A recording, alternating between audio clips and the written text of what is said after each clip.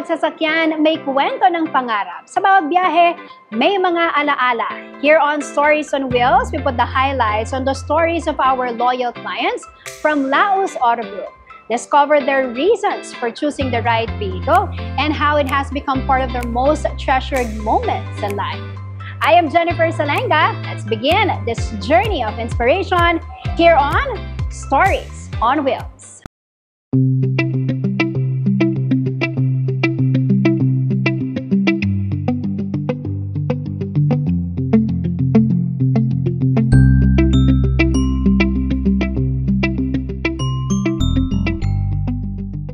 I'm Floralie Aguirre Conda from Las Piñas City.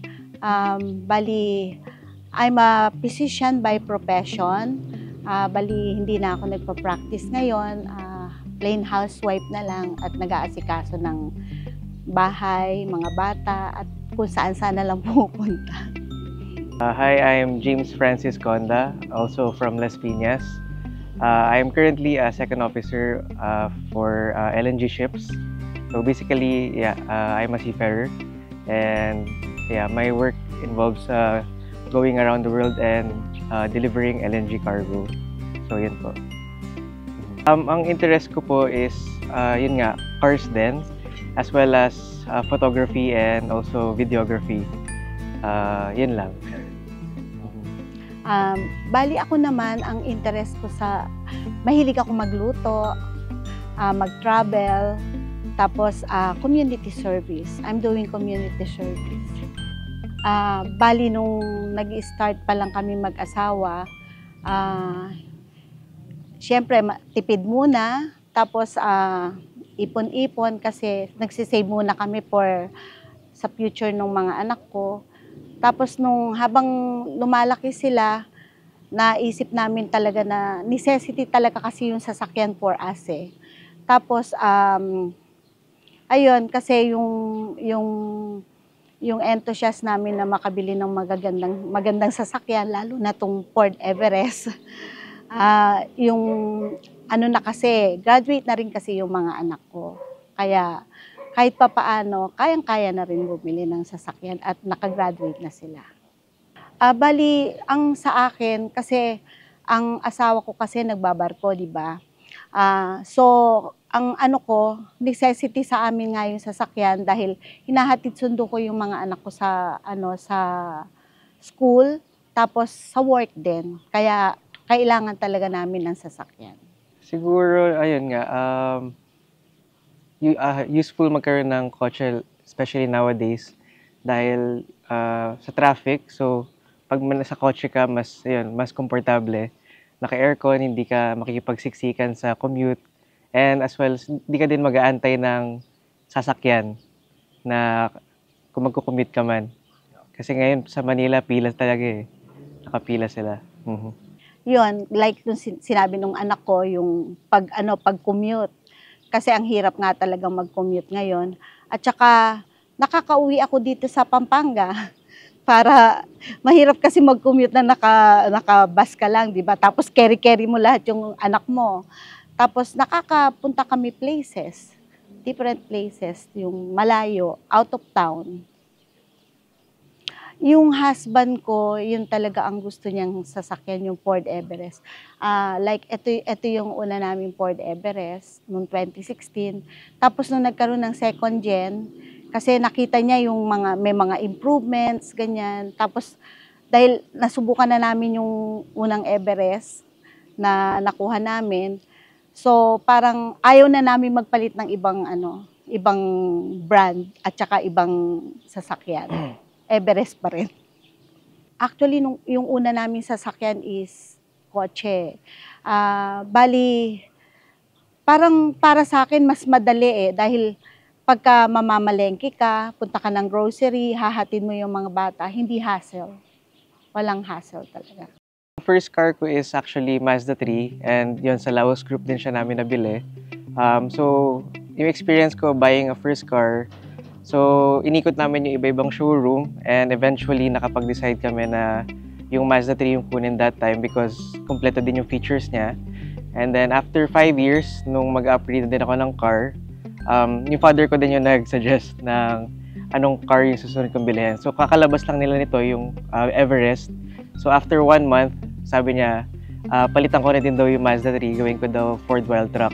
So yun, halos twinning kami ng konti kasi yun, halos same lang na itsura but different color. And pick up siya instead of SUV. Siguro sa akin yung sa pick up dahil parang gusto ko lang magbuhat ng mga different sizes na karga sa likod. And yan, panghakot talaga siya and very useful. Kaya pick up yun na pili ko. Para sa akin, siyempre status symbol din eh. Pagka medyo upgraded na yung sasakyan mo, mas parang medyo tingin nakaangat ka na, di ba? So, para sa akin, yun din, convenience kasi sa akin eh, ang sasakyan. Tapos, siyempre, pag nakikipagkita sa mga friends, lalo na mga seniors na kami, o may kanya-kanya sa... Parang makikita mo doon kung yung parang makikita mo yung kung paano ka from doon nasa baba ka, tapos umangat ka. Yun. Kasi yung kagaya nung yung una naming sasakyan is yung Lancer. Yung Lancer. Yun kasi medyo affordable para dun sa budget namin. Tapos sumunod namin kasing sasakyan is yung Adventure na. Adventure. Sa Laos Group pa rin. Lahat Laos eh. Bali yon kasi lumalaki na yung pamilya namin, so kailangan na namin yung medyo mas malaki. Tapos nung na-promote kasi yung husband ko, so nag-decide kami bumili ng SUV na. Kasi nung magpapalit kami ng sasakyan from yung Adventure to ito, inikot kami sa lahat ng yung automobile shop dito sa Pampanga. Basta Laos lang. Tapos, bali, pinakalas namin napuntahan ng Ford. Ano na yun eh, magsasara na sila eh. Tapos, na-convince yung husband ko na eto na nga yung Ford Everest na to ang bilhin namin nung time na yon. Yung Ford Territory namin, ginagamit nung anak ko pangpasok sa work kasi everyday pumapasok siya sa work. So mas kasi siya yung kumbaga mas maliit, mas madali sa traffic. Tapos ito namang isa namin, ginagamit naman namin ito pagka yung may mga special occasion kaming pinupuntahan. Tapos yung pick up naman, ginagamit naman namin yon pagka yung may mga hahakutin kami or bibilhin sa groceries o sa furnitures, mga ganyan. Very useful kasi siya na panghakot talaga. Puro Ford na talaga yung binibili namin. Memorable experience. Siguro yung normally yung memorable experience sa pagbili is yung paglabas nung car sa kasa. Kasi yun na, picture taking kayo and i-hand over na yung malaking susi. So yun siguro talaga yung pinaka-memorable nung bagong labas siya sa kasa. Ang sa akin eh, yung nung nailabas namin tong si Forever. Bale, ito na yung pangarap natin na next gen na Everest. Parang masarap sa pakiramdam. Tapos yung nung sinakyan namin na buong pamilya kami, yun. Tapos nakapag out of town kami kaagad, punta ng Baguio, pina-bless namin sa Manawag. Yun ang ko. Last November, yung friend ko, para sa akin touching moment din kasi. Kasi bali yung friend ko, bali 75 years old na yon. Parang nagkaroon siya ng inatake siya. So ngayon, tinawagan ako nung pamangkin niya. Sabi niya, "Doktora, nasan ka ba?" Sabi niya ganyan kasi yun nga, dadalhin nga daw sa ospital. So ako talagang linabas ko kaagad itong sasakyan. Pinuntahan ko sila, tapos dinala namin kumbaga, na-save ko yung life niya for me.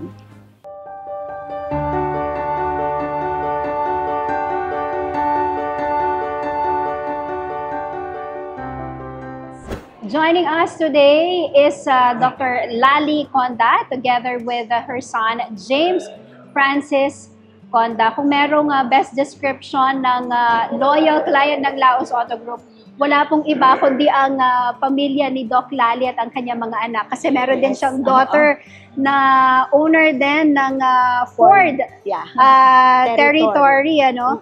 I'm very excited to hear your story. But my first question po, Doc, is kanina niyo po narinig yung Laos Auto Group?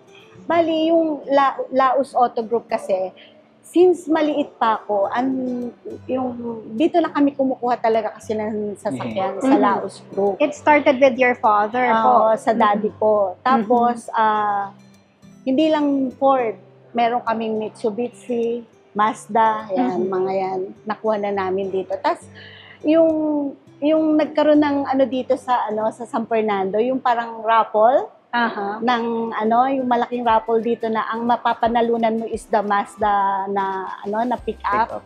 Ang nanalo nun yung brother ko, si Tony. So bali raffle po ng Laos Auto Group pa rin.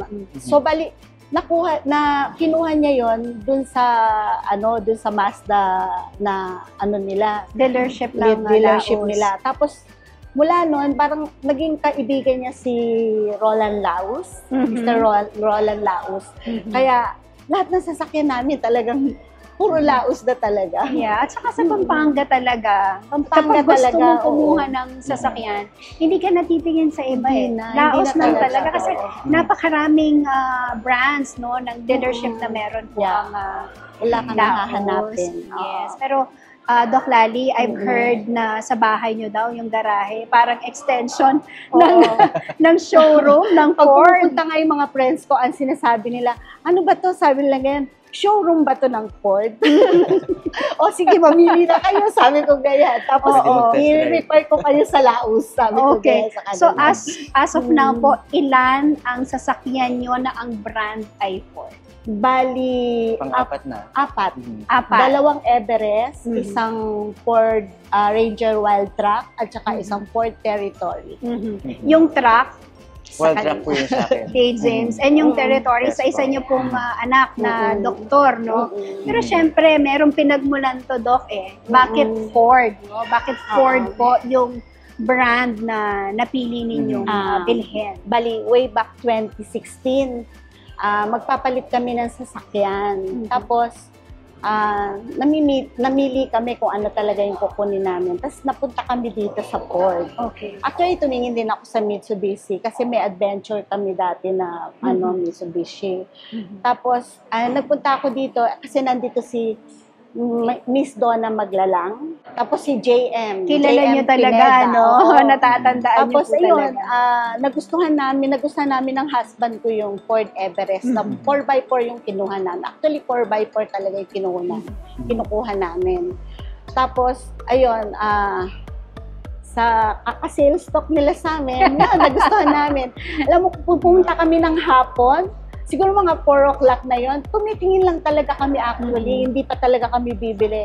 Napasign na kami, nabibili namin, and then kinabukasan, yun ang maganda sa kanila, ang bilis lumabas ng sasakyan. Kinabukasan na uwi na namin yung sasakyan. Pero, yung pagkahilig po ninyo sa sasakyan, kailan nagsimula? Is it because of your father? Kasi sabi nyo, nung maliliit pa kayo, ang dad ho ninyo ay mayroong 2 Ford na sasakyan.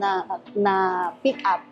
Kasi nagpo-poultry kami, kaya puro pick-up ang namin. More on, ginagamit sa negosyo din. Yeah. Tapos, lahat kami magkakapatid 6 kami magkakapatid, lahat kami talagang, ang sabi ng daddy ko, kailangan matuto kayo mag-drive. Kasi kung hindi kayo makakarating kung saan nyo gustong pumunta. Doon sa pick-up namin, kasi parang yung comfort ba ng pag-drive, yung pag-drive, convenience and everything. Oo, lalo na yung mga bagong labas nila ngayon. Yeah. Mas, kung bibili talaga, kung meron talagang gustong bumili ng sasakyan na, nandun na lahat. Yun. Yeah. Kompleto na siya. Pero Doc, growing up, may sasakyan ang parents niyo, ang dad niyo, may sasakyan. Pero ang tanong ko po, na-experience niyo bang mag-commute Oo naman. Nung college ako, Oo. nung nag-aaral kami ng mga kapatid ko, nagko-commute kami. Oo. Pero may mga times ba na parang sinasabi niyo sa sarili ninyo na hassle yung pagko-commute, kailangan ko mag-aral? Did it ever cross your mind na, naku, parang hindi ako pwede sa ganito, lalo na kung magiging doktor na ako. Oo naman. Kailangan ko ng sarili kong sasakyan. When did you realize that? Nung patapos na ako, nung matapos na ako ng medicine, doon ko na realize na necessity talaga ang sasakyan. Kasi mga gamit mo lang, dala-dala mo, bit-bit mo yung bag mo na napakalaki pag mag-duty ka, ayun. Sabi ko nga sa daddy ko, dapat talaga may sasakyan, dad. At saka minsan, sabi ko ganyan, pag gabi ka na umuwi, hindi na convenient yes. na mag-commute ka. Din po ba yung parang naging motivation ninyo para, mag-aral ng mabuti? Kailangan magiging doktor ako, kailangan makapasa ako, no? Para Siyempre naman. makabili ako ng sarili kong sasakyan. Well, parang most of us naman, no, nangangarap na magkaroon ng sarili nating sasakyan. Bali, binila kasi ako ng daddy ko ng, nung Lancer. Laos Group yun. Laos Group pa rin. Mitsubishi Lancer. Mitsubishi Lancer. Yun. Doon ako, yun yung unang car ko. Ang Mitsubishi Lancer. Tapos, ayun, sabi niya kasi, mahirap naman na wala kang sasakyan. Siyempre, doktor ka na, ganyan. So, thankful talaga ako sa kanila.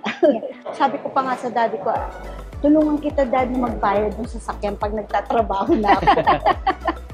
Yeah. Which is hindi naman niya, binigay lang naman niya yung sasakyan. Oo. Opo, at nung 2016, bakit po kayo nag-decide na Actually, from Mitsubishi Lancer, Adventure, Actually, bakit po kayo lumipat sa Ford? From Mitsubishi, nag-explore kami, Toyota Fortuner. Kaso, yung husband ko sabi niya, parang mas gusto ko yung Ford Everest. Kasi yung mga kasamahan niya merong Ford Everest. Okay. Sabi niya, sabi kasi nila mas maganda, the one drive. Yung Ford Everest, ito po yung SUV na 7-seater, tama po ba? Yeah, oo. Ano po yung mga considerations ninyo bago po bilhin yung Ford Everest? Bali yung convenience, comfort, convenience mo, tapos yung lahat ng features nandun. Oo. Yung 4x4 kasi nila, kumpleto na talaga. At saka gusto kasi ng mga anak ko yung moonroof. Yung 2016, meron na pong gano'n na feature. Gusto nila yung moonroof. Oo. Tapos yun yung nilalaro lang. Bata pa kasi sila, no? Oo. Lalaro nila yung Gusto nila nakabukas yun. Yeah. Yun. Oo. Kaya yun talagang, na. James, do you remember kung ilang taon ka noon? 2016, mga after high school pa lang, Oo. magka-college. So, gaano ka ka-excited noon, no? Kasi yung Adventure, medyo maliit siya kumpara dun sa Everest. Gaano ka ka-excited dun sa bagong purchase na Ford Everest? Yeah, yung Ford Everest kasi noon, time na yon parang advanced siya sa time niya. Compared sa other brands nung time na yon, complete siya ng features. Meron siya yung automatic na tailgate, which is yung other brands wala pa that time. And then, yun nga yung sinabi ni Ma'am, yung moonroof. Masaya. Kahit traffic na nakikita mo lang yung mga ilaw, mga poste. Yeah. Kasi very comfortable siya sa loob. No? Yes. Isa ka ba sa nag-convince kala mami at daddy na, ay, gusto ko itong Ford Everest? Normally po kasi si dad yung nagde-decide ng mga cars namin. And kahit pag nagde-decide siya, he will look at other showrooms din and compare the cars sa same category. Yeah. And yun nga, nung time na yun yung Everest, compared dun sa other SUV na ibang brand, siya talaga yung complete feature. So, yun, kaya naging Everest yung car namin is because of that. Yun nga, yung features niya, complete. Yeah. Lahat. Doc Lali, ano po bang meron sa Laos Auto Group? At ang inyo pong pamilya, hindi lang kayo mga kapatid, no? Talagang kapag bibili ng sasakyan, titingin ng sasakyan, dapat sa Laos tayo pupunta. Hindi lang because Laos sila, no? Kasi yung mga staff din nila, okay. Oo. very accommodating from sa sa gwardiya. Pagpasok mo pa lang, papayungan ka na nila. Then, yung sasalubungin ka ng mga sales staff nila. Tapos hanggang after sales. Yun ang pinaka-ano rin namin. Kasi hindi lang siyempre ang ano natin is yung nabentahan nila tayo. Oo, hindi diba? siya natatapos doon. Hindi siya dapat. natatapos doon. Hanggang after sales, ano pa rin sila. Nandun pa rin sila for Take us back po. at their insurance. Yes. Sa kanila din ang Kompleto. insurance. Oo. Yeah. Tsaka pagka nag-claim pa, mabilis. Yan. Oo. Opo. Take us back to 2016. Nung bumili kayo ng Ford Everest, dito po yan sa dealership ng Ford Pampanga. Dito. Kumusta po yung experience ninyo during that time? Yung ano nila, bali, ayos yung ano nila sa amin, yung pag-accommodate nila sa amin. Pati yung sa lahat sa papers and everything, pati yung pag-demonstrate nila dun sa car. Tapos ang natuwa ako doon kasi yung manager nila that time, kasi pasara na sila that time sabi niya, pag ito ang binili mo, sigurado ako sa'yo, kahit na may bumunggo sa'yo, hindi ka agad-agad niya. Hindi agad-agad ito malulungkot. Talagang binox niya yung car. Oo, ginanyan niya. Tingnan ninyo, ang lakas talaga ng pag-ano niya. Pero wala talagang lungkot. Walang nangyari. Wala. Parang Oo, walang matibay. nangyari. Oo, Matibay yung talaga sasakyan talaga. Oo, matibay talaga. Pero Doc, one thing I've noticed about you, sa tinagal-tagal ng panahon na bumibili po kayo ng sasakyan sa Laos, natatandaan nyo yung mga taong tumulong sa inyo. For Ford, meron po bang particular na team na talagang hindi nyo makakalimutan dahil naramdaman nyo na very welcome kayo dito sa Ford Pampanga? Bali yung sila Miss Donna, talagang pagka may bibiling kami sasakyan, siya ang tinatawagan namin. Tsaka si JM. Ngayon si JM na kasi nandito siya. Yeah. Si JM talaga yung tinatawagan ko. Pati sa service, meron akong particular na gustong nag-aano sa amin, nag-a-assist. Opo. Sa Las Piñas na po kayo nakatira. Pero, bumibili kayo ng sasakyan, pupunta pa kayo ng Pampanga. Mas gusto ko dito. Oo, mas gusto ko talaga dito. Kasi pag doon, parang hindi ka naman, minsan kasi papupunta ka sa showroom nila, minsan parang hindi ka nila asikaso. Alam mo, minsan yung tinitignan nila yung look. Minsan, siyempre pupunta ka doon, naka-shorts ka lang, naka-ano ka.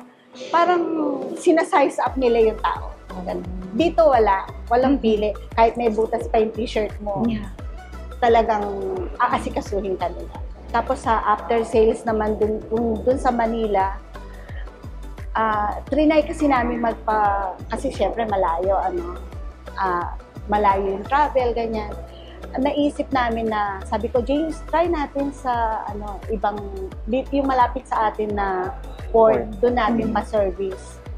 Tapos nung tinanong namin kung kailan makukuha, ganyan, sabi nila mga after 2 days pa daw, ganyan, bago daw matapos yung service. Sabi ko, hindi, umuwi na lang tayo ng Pampanga doon, mag-iintay lang tayo, mamasyal lang tayo ng ano dito sa mga kapatid ko. Kung ganyan, pag-uwi natin, tapos na yung sasakyan. So, yun ang wala sa ibang dealership. Oo. So, kumusta po yung experience ninyo doon sa Ford Everest na una ninyong binili noong 2016? Hanggang ngayon, okay pa rin siya. Hanggang ngayon, okay pa. So, yung first purchase nyo, andyan pa rin? Andyan pa rin. Okay. So kumusta po yung experience ninyo doon sa sasakyan na yun? Doon sa Ford? Ano pa rin siya, para pa rin siyang bago. Yung driving niya, okay pa rin. Malambot yung steering. Malambot yung steering. Kumusta yung driving comfort ng Yung Ford 2016. Everest? Yung 2016? Compared dun sa bago, hindi siya nagkakalayo naman din. Yun nga, yung nabanggit ko kanina is yung steering niya malambot. Actually, mas malambot nga yung 2016 compared dun sa next generation. Yun yung napansin namin. So, yun. Di pa rin siya nalalayo sa new generation ng mga Everest. Aside from the features of the car, ano po Yes, yung pinaka nagustuhan ninyo doon sa sasakyan na yun? Is there any particular experience or moment na gamit yung sasakyan na yun na hindi Diba- niyo po makakalimutan? Di ba sa sa Manila, napakahirap mag-drive. Bumper to bumper talaga. Yeah, ang traffic. maganda sa sa Ford kasi 360 na yung camera. Tapos yung alam mo yung bago ka pa mabangga mag-stop na siya. Mag-alert na Ganun siya sa'yo. naka-advance yung Yeah, technology ngayon. oo. Even yung sa likod, ganun din eh. Yeah. Maaano mo talaga.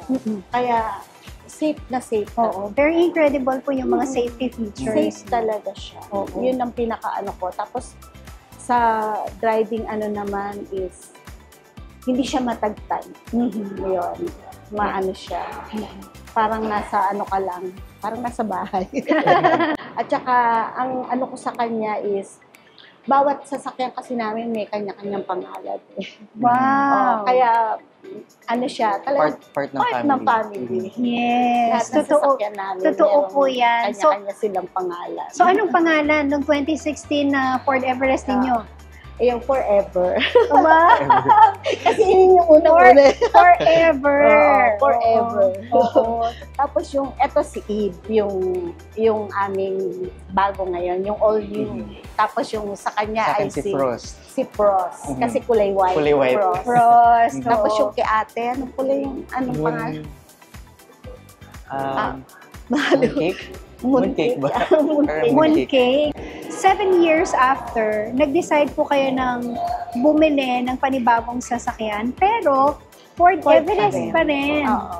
Bakit po Ford Everest pa rin Actually, ang napili ninyong bilhin? Hindi ko lang alam kung pang number 3 kami o pang number 5 kami sa customer niya na nakakuha.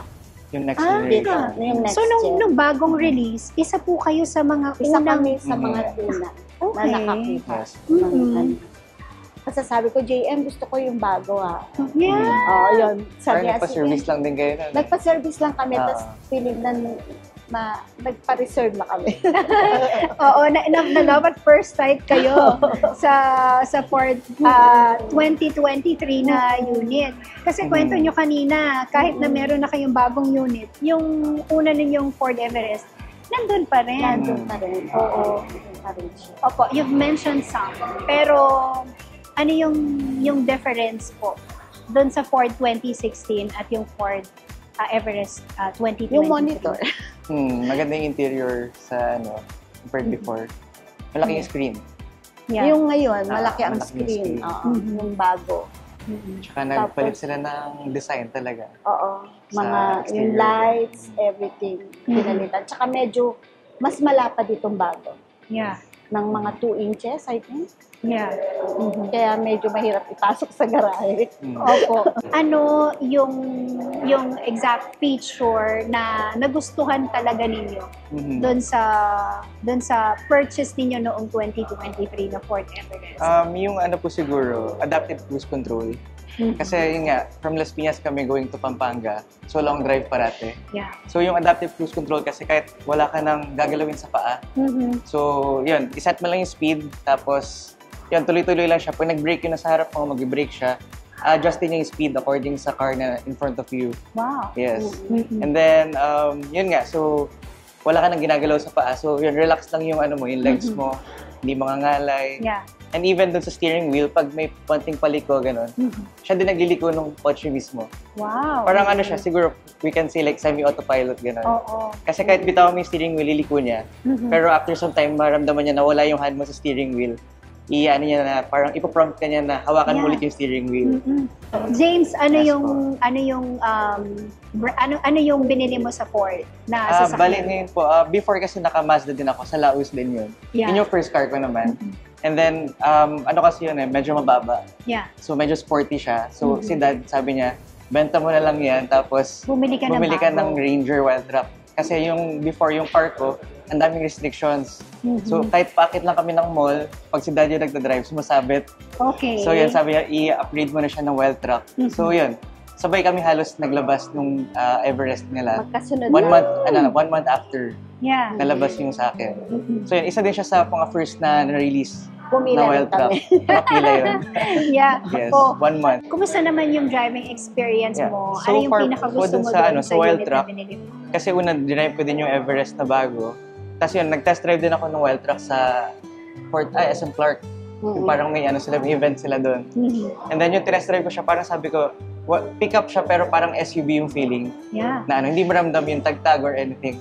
SUV pa rin yung comfort level niya. Ayun. So after ko mag-test drive, yun, nag-reserve na din kami agad. And nanalo pa ako ng yung free service. Wala lang po yung anak niyo isa na doktor, pero siya bumili din ng Ford Ford. Territory, a year after. Bali, 2023 to 2024 naman. Yeah. yung kanyang... Basta sabi niya, Mami, may bagong labas ng Ford Territory. Gusto ko din Ford. Sabi niya. Tapos ang gusto kong kulay yung blue. Color Kasi, blue. kasi yung bago nila. Yeah.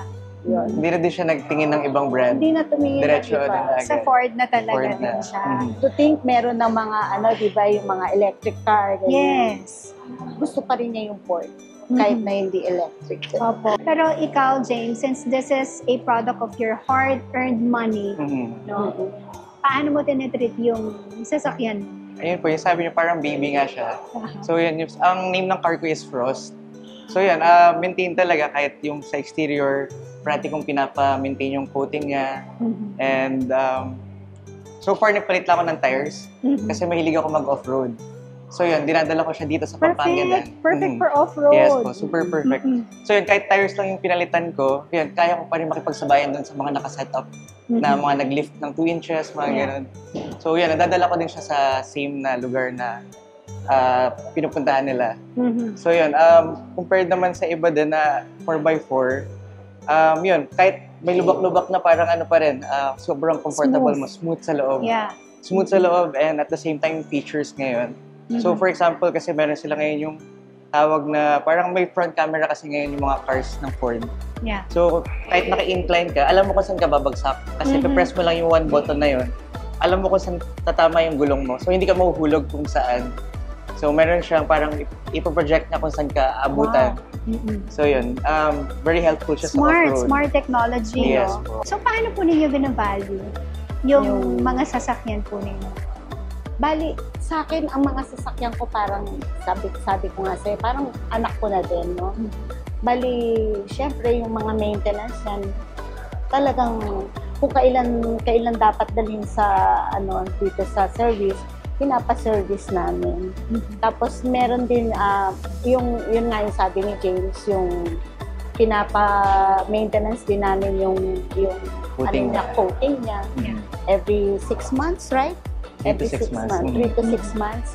Pinadala rin namin doon. Parang nagtetedya ako. Alam mo yun, may pediatrics din sila.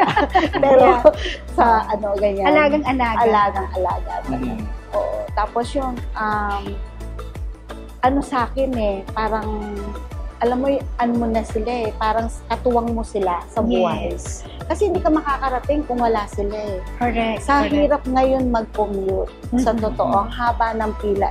Especially sa Manila, ang hirap talagang mag-commute. Kaya talagang para sa akin, talagang katuwang ko sila sa buhay. And maraming memories Oo, na na-create memories. kasama yung mga Oo. sasakyanan. Yung 2016 ko, natapos yung mga anak ko ng college, natapos yung isa ko ng medicine.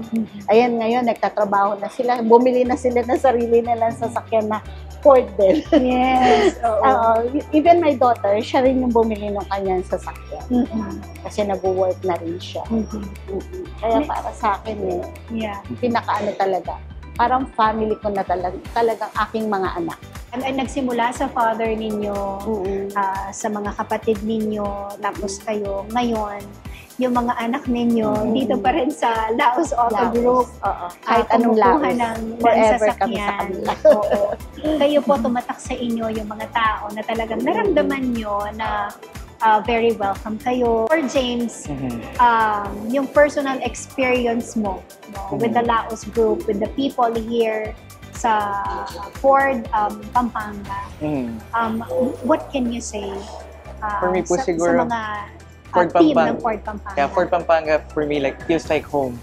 Kasi nga, kahit maliit pa ako before, so pag nagpapaservice sila kasama kami, nakita din namin nag-improve. Yung Ford Pampanga na-renovate, ngayon halos bago yung showroom. ayun, so ngayon pag pupunta ako dito, parang ano siya, para siyang part na ng sa paglaki ko, yung Ford Pampanga. That's why hanggang ngayon Ford din yung pinili ko pa rin na car. Nung nag-decide ako na bumili ng first car ko na sa akin galing. I'm sure maraming na-inspire sa story nyo, Doc, at sa mga anak ninyo, at marami silang nakuhang important points, no, kung bakit kailangan Ford yung brand na i-consider nila, lalo na yung mga tumitingin na namimili ng sasakyan. Dire-refer pa nga namin to. Oo. Sabi ko, gusto ba din yung kumuha ng sasakyan? Samahan ko kayo sa Pampanga. Laos Group. Mabilis kasi talaga maglabas dito ng car. Tsaka, i-demo talaga nila sa iyo kung anong bagay na sasakyan para sa iyo. Opo, doon sa mga naghahanap ng sasakyan, considering buying their own car, no? Ano po yung ma-advise ninyo sa kanila? Siguro po, ma-advise sa mga new car owners na gusto bumili ng first car nila, piliin nila yung dealership na parang papagkatiwalaan nila. Hindi lang yung sales yung habol. After sales, dapat importante din talaga yun. Kasi nandun na yung kumbaga, kahit matagal na yung car sa'yo, para lalo siyang tumagal, kailangan yung after sales, ma-service siya na maayos, ganun. So, yun, dito sa Ford Pampanga, yun yung namin na maayos sila mag-maintain ng mga cars. Tsaka ini-explain nilang maigi sa'yo kung ano yung ginawa nila, ano pa yung dapat gawin after, or pagbalik ninyo, ma'am, kailangan ng palitan itong ganito, ganyan. Or kung may complaints ka, agad maano nila. Bawa meron kang sinabi, ay yung ganito nung car ko, ganyan, pakitignan naman. Inaasikaso rin talaga nila. At saka pag kinuha mo, sasabi lang, ma'am, yung sinabi nyo kanina, ganito, ganyan siya. Tapo, na-assess, na-ano naman nila. Na-assess nila kami ng maayos. Kayo po, Doc, maliban doon sa mga points na nabanggit ni James, bakit po Ford or Laos Auto Group ang nire-recommenda po ninyo? Sa Laos Group, wala na kayong hahanapin pa. Nandito na lahat. Kaya, kung bibili kayo ng sasakyan, Laos Group. Yes! At dito na po nagtatapos sa isa na namang kwento ng pangarap at inspirasyon sa Stories on Wheels. Dr. Lali's journey reminds us all that a trip isn't just about the destination. It's about the memories and emotions forged along the way. Again, I am Jennifer Sanenga. Join us again for more stories of dreams, passion, and experiences here on Stories on Wheels.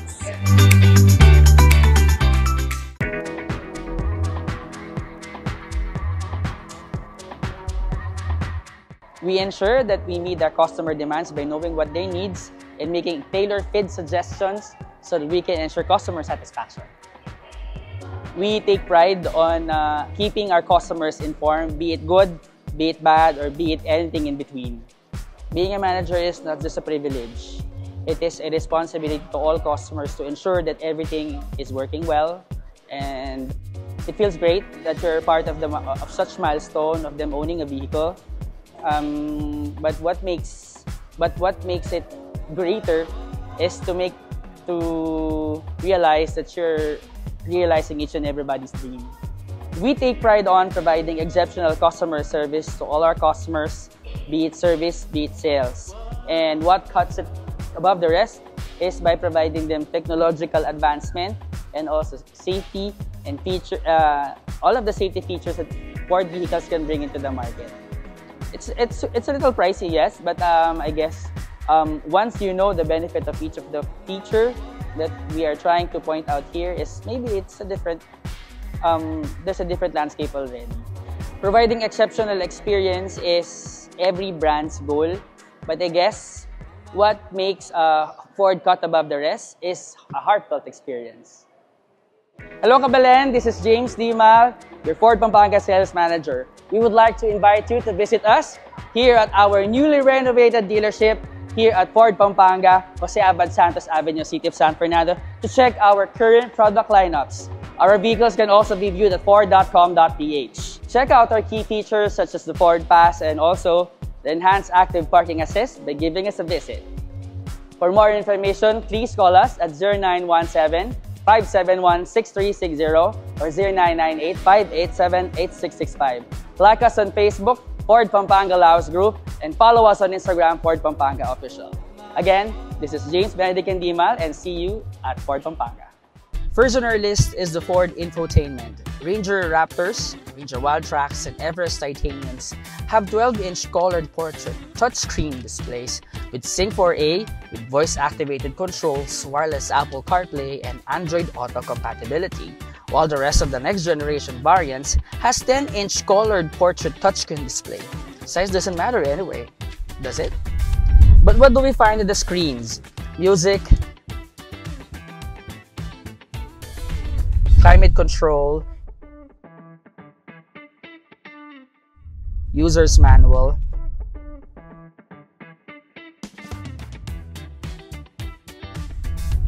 display for the 360-degree camera, and many more.